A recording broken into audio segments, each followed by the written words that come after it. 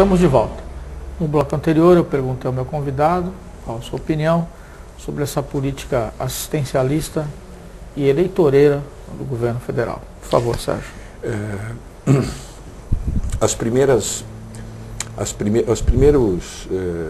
O primeiro sistema que foi criado para dar dinheiro às pessoas, etc. e tal, foi criado pelo Cristóvão Buarque em Brasília.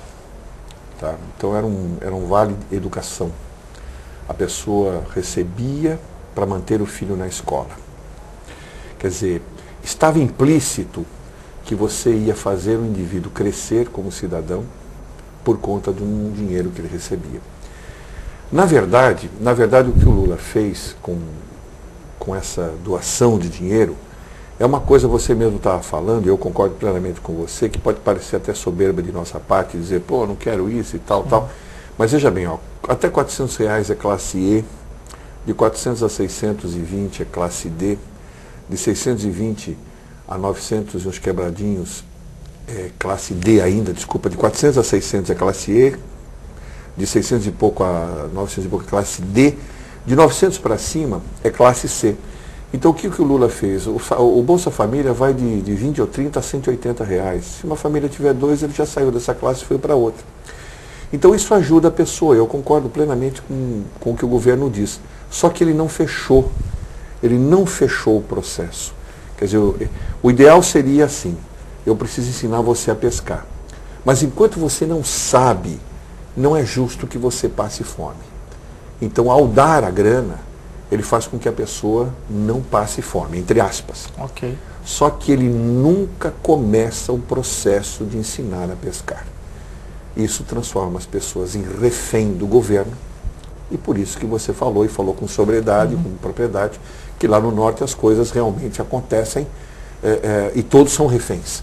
Então, se isso por um lado melhorou o estômago do brasileiro, ele não fechou o processo, ele continua deixando as pessoas reféns nessa situação. Sérgio, o que você diria para as pessoas que, depois que ganham a eleição, descobrem, caem em si, que não conseguirão assumir, não conseguirão cumprir os compromissos assumidos durante a campanha? O que essas pessoas devem fazer? Como elas devem se portar ao descobrir que não vão conseguir? O Wagner, nem todos, né? Veja bem, talvez você não consiga cumprir alguns das coisas que você prometeu, algumas das coisas. Mas muitas coisas você vai conseguir cumprir. Eu acho que isso é uma fatalidade. Basta que se você perguntou e sabe o que o povo quer e você se comprometeu com aquilo, tal. Agora, nada substitui a transparência. Nada substitui a transparência. Nada. Eu acho que se você prometeu determinada coisa e não consegue fazer, você tem que vir a público, principalmente os executivos, né? Porque o legislativo é diferente. Mas o executivo, porque ele é que vai fazer as grandes obras ou as grandes mudanças que vão realmente transformar a sociedade numa outra coisa. Eu acho que a transparência é fundamental, ele deve falar com a massa. Uma campanha vitoriosa, Sérgio, deve conter o quê? Fundamentalmente, uma equipe. O executivo do século, que foi CEO da General Electric, ele dizia o seguinte, que antes mesmo de escolher o ramo de negócio que ele ia trabalhar, etc. e tal, ele escolhia a equipe. Então, a equipe é uma coisa fundamental, esse é o primeiro ponto. O segundo ponto é uma adequação das suas propostas à realidade da sua cidade, à realidade, às carências. Depois, você tem que ter uma militância, né? Você tem que ter uma militância. Você vê, a Antonieta, ela nunca teve grupo político, na verdade, né? Ela teve uma militância muito forte, né? Uma militância muito forte, uma militância honesta, fiel, aguerrida, né? Porque a escola dela era uma escola do antigo PT, né? Então quem está com a Antonieta estava e está com ela até hoje, etc. e tal. Quem deu corpo, né, foram os marianos que vieram e deram o ponto de equilíbrio de grupo político para ela que faltava. Mas você tem que ter uma militância e depois você tem que ser um candidato que tenha fome de voto. Quem dizia isso era o Mauricy. Quais as características, na sua opinião, de uma administração vencedora? Uma administração vencedora é aquela que atende a população nas suas necessidades fundamentais. Hoje em dia nós nos sentimos enganados em relação àquilo que o governo cobra nos seus impostos, etc. e tal, e não nos dá. Uma educação eficiente, uma saúde que realmente cure os doentes, transporte mais humanizado, segurança para a população, lazer, porque não só de pão vive o homem, né? Então, uma administração vencedora é aquela que consegue interpretar a alma e a vontade do seu povo e fazer projetos que preencham esses anseios que a população tem. Porque no fundo, Tuca, é falta de... No fundo, Wagner, todos nós queremos que o político acerte. Eu não voto para ser enganado, eu voto porque eu espero isso.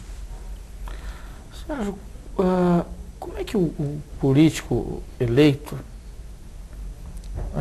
o que ele deve fazer, ou como ele deve se comportar para fidelizar o seu eleitor? Eu acho que esse é um dos grandes ganchos desse livro que você escreveu.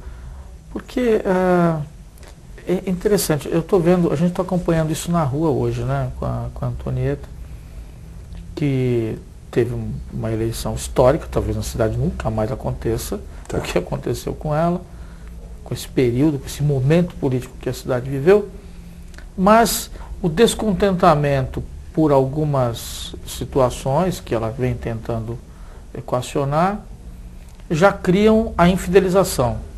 Pessoas já, acho que me enganei, enfim. E isso cria uma insegurança muito grande na própria cidade, na classe política, esse negócio vai, não vai. E nós temos talvez um dos maiores exemplos do país aqui do nosso lado, que é o Maluf, que vai ter gente que votou nele a vida inteira e amanhã, se ele for candidato, parece que ele vem candidato novamente, vai votar no Maluf de novo. Então, como conseguir essa fidelização, Sérgio? Olha, a fidelização ela se dá, ela ocorre, a obra fala de ponta a ponta, ela fala isso. Ela se dá porque a gente não decepciona o eleitor. O eleitor ele sabe no fundo que nem tudo que ele almeja ou almejava pode ser atendido. Mas o que ele não suporta é ver aquela pessoa em quem ele acreditou virar as costas para a massa, para ele, para os projetos que prometeu fazer e ele realmente não está fazendo. E o eleitor, porque o eleitor é o dono do voto, ele empresta para o cara eleito por 4 anos e pode tomar nos outros 4 que virão. Então o que acontece com o candidato eleito? Não pode decepcionar, ele não pode frustrar. Você sabe, a gente mede isso no marketing tradicional. Mesmo quando você diz não, você pode deixar o seu cliente satisfeito. A mesma coisa acontece com o eleitor. Quando o eleitor percebe que aquilo realmente não podia ser feito, mas em compensação você está fazendo mais isso, e ele vê o trabalho feito por um homem público, que foi eleito com o voto dele, que recebe com o dinheiro dele, que paga o carro, o cafezinho com o imposto que ele paga. Então, se você não decepcionar o eleitor, ele se mantém fiel a você. Caso contrário, ele vai procurar uma outra opção. E é isso que leva à reeleição? É isso, em parte, que leva à reeleição. Embora tenha alguns candidatos que já se elegem sabendo que não vão cumprir nada. Então, o que acontece com o candidato no proporcional? No majoritário não dá, porque você tem que ter a cidade inteira com você. Se você decepcionou, ferrou. Tá. Mas o proporcional, eu me elejo pelo bairro A. Não vou cumprir nada, mas uso o meu mandato para criar expectativa no bairro B. E aí o bairro B me elege, ou o segmento B me elege.